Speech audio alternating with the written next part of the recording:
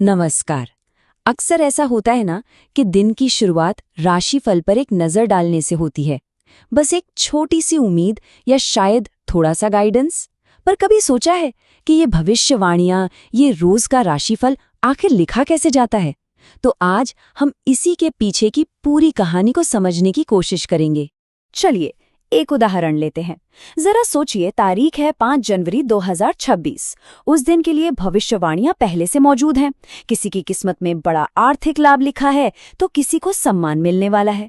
तो सवाल ये है कि आखिर कोई इतने भरोसे से ये कैसे कह सकता है? और देखिए, दावे भी कोई छोटे मोटे नहीं होते। एक सोर्स तो कह रहा है कि एक बड़ा अद्भुत चमत्कार होगा। ये सिर्फ एक भविष्यवाणी नहीं है, ये तो एक तरह का वादा लग रहा है। और बस यही आत्मविश्वास हमें ये सोचने पर मजबूर करता है कि आखिर इस पूरे सिस्टम की बुनियाद क्या है। तो इस सिस्टम को समझने के लिए सबसे पहले उस चीज को देखते हैं जो हम और आप रोज पढ़ते हैं, यानी हमारा डेली राशिफल। तो ये देखिए, 5 जनवरी 2026 का मेन्यू कुछ ऐसा है। मेष राशि वालों के लिए राजकीय सम्मान, सिंह राशि वालों के लिए अचानक बड़ा वित्तीय लाभ। मतलब ये कोई गोलमोल बातें नहीं हैं, है ना? बिल्कुल साफ साफ नतीजे बताए गए हैं। पर ये भविष्यवाणियां आईं कहां से? चलिए अब जरा इन भविष्यवाणियों के पीछे की दुनिया में झांकते हैं और उस भाषा और उन नियमों को समझते हैं जिन पर ये सब टिका है। ये सब आता है फलित ज्योतिष के अंदर। आसान भाषा में कहें तो ये एक ऐसी स्टडी है जो ये मानती है कि आसमान के ग्रह तारे हमारे जीवन पर, हमारे अच्छे बुरे वक्त पर असर डालते हैं। इसे समझने के लिए सोचिए, ये एक तरह का खेल है जिसके 3 मुख्य खिलाड़ी हैं। 12 राशियां, 9 ग्रह और कुंडली के 12 भाव। आप कह सकते हैं कि ग्रह जो हैं वो कैरेक्टर हैं, राशियां उनका नेचर बताती हैं और भाव ये बताते हैं कि एक्शन जिंदगी के किस हिस्से में हो रहा है। अब यहाँ एक मजेदार बात है। हर राशि का एक बॉस होता है, एक रूलिंग प्लैनेट।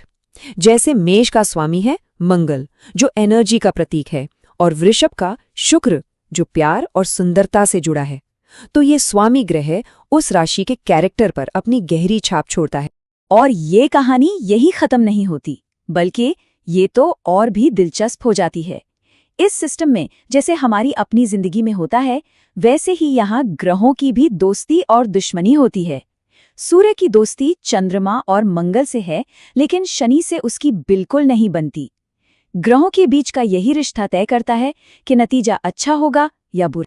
अच्छा, तो जब ये ग्रह एक खास तरह की पोजीशन में आते हैं तो एक स्पेशल कॉम्बिनेशन बनता है जिसे कहते हैं योग। तो 5 जनवरी 2026 की भविष्यवाणी का राज इसी में छिपा है। उस दिन चंद्रमा के कर्क राशि में होने से एक शुभ गौरी शशि योग बन रहा था, और बस इसी एक योग की वजह से कई राशियों के लिए अच्छे पैसों का योग बताया गया। अच्छा, एक और जरूरी चीज है जिसे लेकर अक्सर लोग कंफ्यूज रहते हैं, वो है भारतीय और पश्चिमी ज्योतिष का फर्क। देखिए, जो भारतीय सिस्टम है वो आसमान में तारों की असली पोजीशन को देखता है, वहीं जो पश्चिमी सिस्टम है वो धरती के मौसमों के हिसाब से चलता है। और हजारों सालों में धरती की धुरी थोड़ी खिसक गई है, इसलिए आज दोनों सिस्टम में लगभग 23 डिग्री का फर्क आ गया है। इसका मतलब हो सकता है कि आपकी राशि दोनों सिस्टम में अलग अलग हो। तो अब जब हमें बेसिक चीजें पता चल गई हैं, ग्रह, राशियां, उनके रिश्ते, तो देखते हैं कि असल में ये राशिफल में कैसे बदलती हैं और कैसे एक ही राशि के लिए अलग अलग तरह की सलाह दी जाती है। जैसे एक अखबार को देखें तो कन्या राशि के लिए काफी प्रैक्टिकल सलाह दी गई है।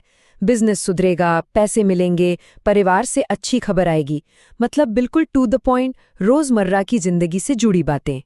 लेकिन अब जरा एक और सोर्स को देखते हैं। यहाँ मामला थोड़ा अलग है।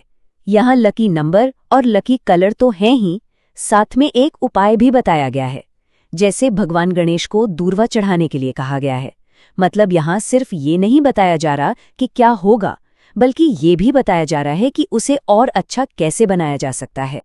और फिर एक तीसरा नजरिया भी है जो एकदम अलग है। यहाँ बात प्रैक्टिकल सलाह से बहुत आगे निकलकर एक आध्यात्मिक कहानी बन जाती है। भाषा देखिए कितनी शक्तिशाली है। भगवान शिव रक्षक हैं, दुश्मन जलकर राख हो रहे हैं। तो ये दिखाता है कि ग्रहों की पोजीशन भले ही एक हो, पर उसे बताने का अंदाज कितना अलग हो सकता है। तो हमने वैदिक ज्योतिष के सिस्टम को तो समझ लिया, अब थोड़ा जूम आउट करते हैं और देखते हैं कि दुनिया भर में और क्या क्या है, और हाँ, विज्ञान इस बारे में क्या कहता है। देखिए, सितारों से भविष्य जानने की कोशिश सिर्फ एक ही जगह नहीं होती, ये पूरी दुनिया में है। वैदिक ज्योतिष के अलावा पश्चिमी ज्योतिष है, जिसके नियम अलग हैं। फिर चीनी ज्योतिष है, जो 12 जानवरों के साल पर आधारित है। उसका तारों से सीधा लेना देना नहीं है। मतलब हर कल्चर ने आसमान को अपने अपने तरीके से पढ़ा है। अब इस पूरी तस्वीर में एक और एंगल भी है, और वो है विज्ञान का। अगर हम मेन स्ट्रीम साइंस की बात करें तो वो ज्योतिष को विज्ञान नहीं मानता, वो इसे एक विश्वास, एक बिलीफ सिस्टम के तौर पर देखता है। साइंस इसके लिए एक शब्द इस्तेमाल करता है, सूडो साइंस, यानी छद्म विज्ञान। इसका सीधा सा मतलब है कि ये ऐसी मान्यताएं हैं जो सुनने में साइंटिफिक लगती हैं, पर साइंटिफिक तरीकों से यानी सबूतों और प्रयोगों से उन्हें साबित नहीं किया जा सकता। तो ग्रहों की दोस्ती दुश्मनी से लेकर अलग अलग तरह के राशिफल और फिर विज्ञान के नजरिए तक, इस सफर के बाद आखिर हम कहाँ पहुंचे?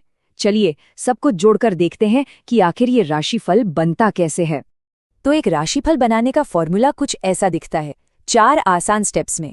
पहला, किसी खास दिन ग्रहों की पोजीशन पता की जाती है। दूसरा, ज्योतिष के नियमों से उसका मतलब निकाला जाता है, जैसे कोई योग बन रहा है या नहीं।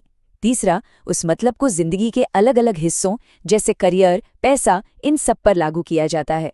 और आखिर में उसे कहानी या सलाह की शक्ल दे दी जाती है।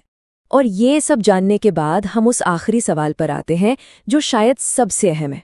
क्या इस पूरे सिस्टम को समझने के बाद सितारों को देखने का तरीका बदल जाता है? क्या अब वो सिर्फ आसमान में चमकती हुई चीजें दिखती हैं, या उनमें कोई छिपी हुई कहानी नजर आने लगती है? ये एक ऐसा सवाल है जिसका जवाब शायद हर किसी के लिए अलग है।